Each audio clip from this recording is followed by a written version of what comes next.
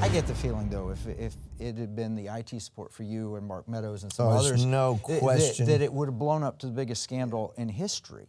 And yet, our Republican-led Congress seemed to sweep it under the rug. Yeah. Why? Well, if it had been us, to quote Andrew Jackson, they would have hung us high as Haman. But,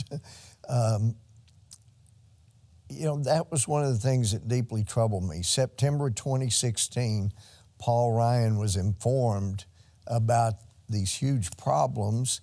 And one of the things that was done, if something you buy for your office costs $500 or more, then you have to have the serial number, you have to keep it in proper documentation, accounting for it.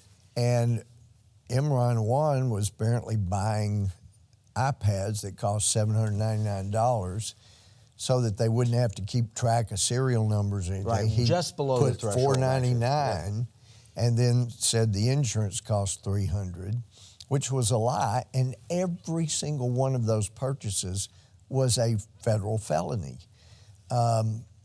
And I went over it with Bob Goodlatte, chairman of Judiciary. We laid out a bunch of things.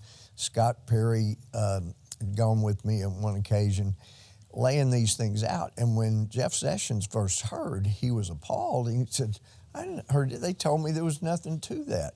And we had the person from the U.S. Attorney's Office and the FBI agent in charge of the investigation.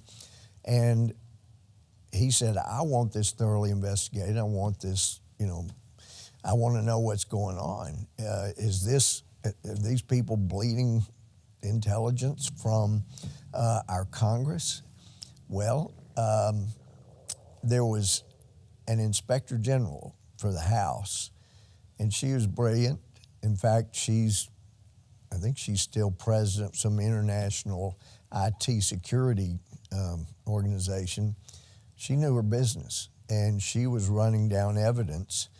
She had a notebook with all kinds of information about the investigation that firmly established what appeared to be crimes being committed. Sure.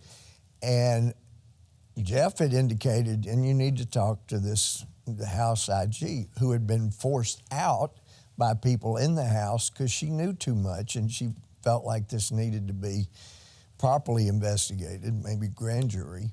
Well, they ran her off from the House because she was pushing it. And then the FBI did not interview her until 2 or 3 days before the sentencing hearing. And basically they called her in and told her, do not, under any circumstances, bring your notebook or anything with you. You just come, don't bring anything. And then what I understood was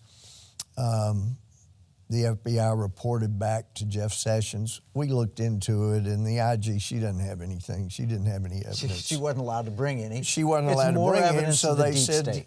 Yeah, that she didn't have any. We talked to her, she didn't have any evidence. Never mind the national security risk. And they spent over 2 hours basically threatening her that they would come after her if she didn't drop it. That's the kind of deep state we're talking about.